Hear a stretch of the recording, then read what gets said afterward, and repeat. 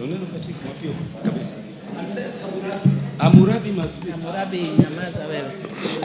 you, Mr. Speaker. Mr. Speaker, I wish to thank you for giving me this opportunity. And Mr. Speaker, I want to thank Honorable Ali Hassan Joho, the CS for Blue Economy, for bringing this agreement before this House. Mr. Speaker, the BBJN agreement is an agreement under the United Nations Convention on the Law of the Sea on the conservation and sustainable use of marine biological diversity of areas beyond national jurisdiction. Mr. Speaker, I am a member of the Parliamentarians for Global Action, or PGA, where I have served as executive in the Executive Council, and now currently a member of the Council, and also the current chair of the Kenyan chapter. And Mr. Speaker, we have worked very, very strongly around this convention and on the issues of conservation of the oceans and the high seas in general. And therefore, the bringing of this convention to be ratified by the House is very welcome. Mr. Speaker, the agreement addresses 4 main issues. It addresses the marine genetic resources, including the fair and equitable sharing of benefits in the areas that Honorable Kaluma calls the res communes. Mr. Speaker, because of the limited resources, there's always been a perception that the resources in the waters are limitless or infinite. But time has shown that they actually can be misused and can be exhausted, and therefore it's very important that not only that they should be conserved, but that there is equitable sharing, because there has been an imbalance sharing with developed countries having more advantage than the developing countries. Yet we know that if indeed there is a place that still has a lot of resources, it's the high oceans, the high seas. Mr. Speaker, it also talks about measures such as area-based management tools, including marine protected areas, and especially again for ensuring that we conserve and expand what we already have there. Mr. Speaker, it talks about environmental impact assessments and capacity building and the transfer of marine technology that the mover mentioned when he was talking about.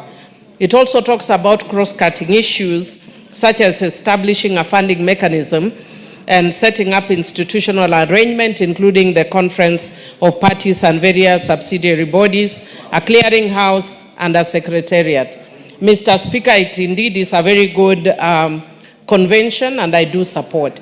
Mr. Speaker, however, I'm concerned about one thing, that if you look at this convention and a lot of the things that are coming here, the focus is very strongly on the high seas and the oceans. And sometimes we forget our internal waters.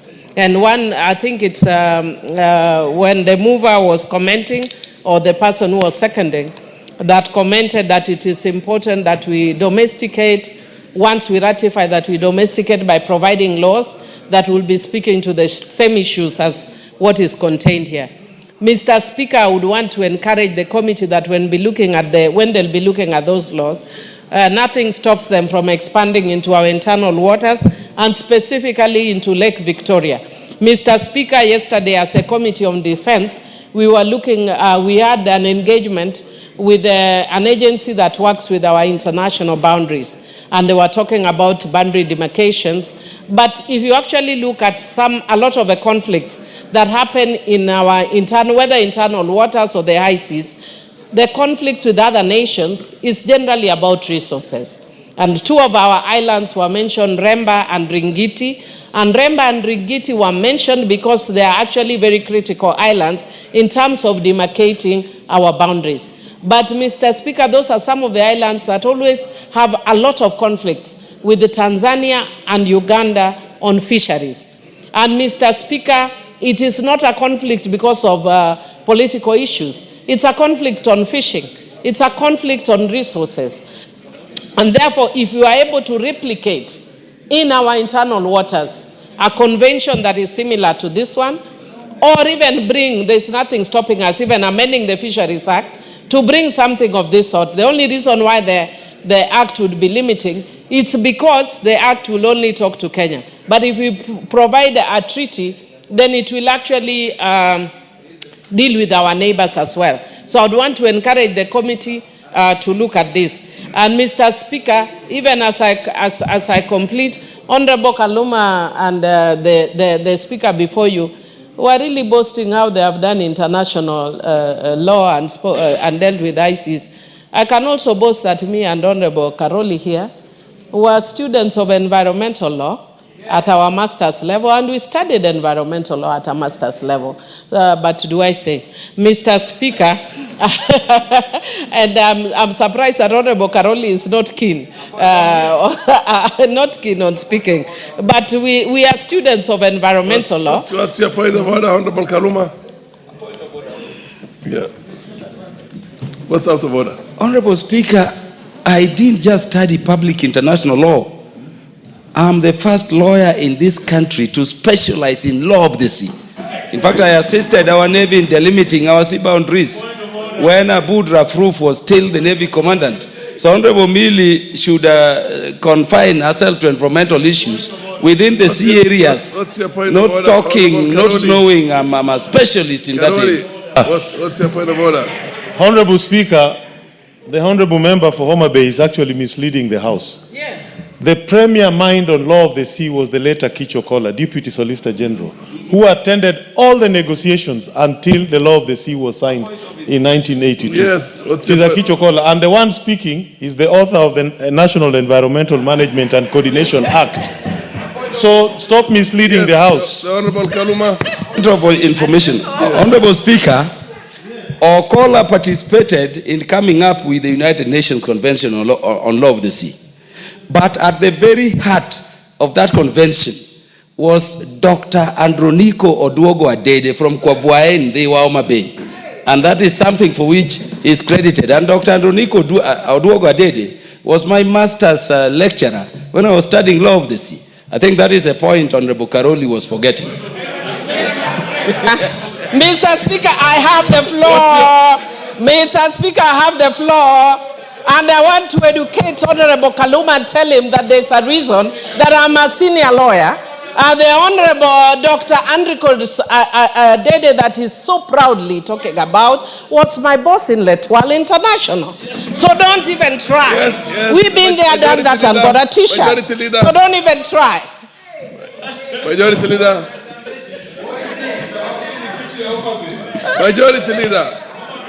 Give the mic to the majority leader. Thank you, Honorable Speaker. Honorable Speaker, I just want to inform the House that the Honorable Kaluma is from Homa Bay County. The Honorable Millie Odhiambo is from Homa Bay County. The Honorable Karoli Omondi is from Homa Bay County. And you can hear the debate is about the law of the sea, environmental law, and the battle of wits of great men and women, great scholars from the county of Homa Bay. And Honorable Speaker, you know, we were in Homa Bay over the weekend, and the people of Homa Bay are a great people. Therefore, Honorable Speaker, let me also assert that the Honorable Millie Mabona Odhiambo, being a law student and having studied environmental law, part of what this treaty seeks to look at are issues touching on environment in the sea. Therefore, the law of the sea, the law of the environment merge and converge. Whether they converge in Homa Bay or in the National Assembly, it's converging and we all move together, happy. Honorable KJ. Mr. Speaker, I was of a different opinion, Mr. Speaker. On an afternoon when we have very serious business to transact, I wanted you to find this debate totally out of order, because the display here is a display of something that is well known to this country. The tyranny of brains, the tyranny of Akili from Nyanza. And it has been displayed fully. We do not need to belabor the point. We know we have some fine brains from that area in the House. And we also know that there are and folk bearers who are also... Order. Honorable KJ. Order.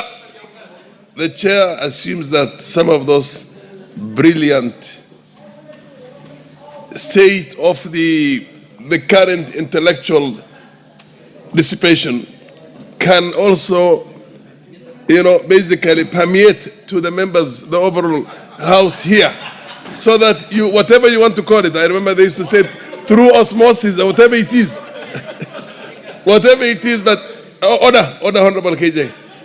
When are you going to get your time to conclude? So this is it's well accepted. We are learning. We are learning a lot from these fine minds from Homa Bay.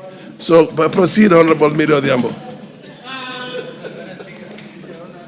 I also did public international law. I did law of the sea, but nowhere near where the specialization. Then we can allow you to stay in our circles. Proceed.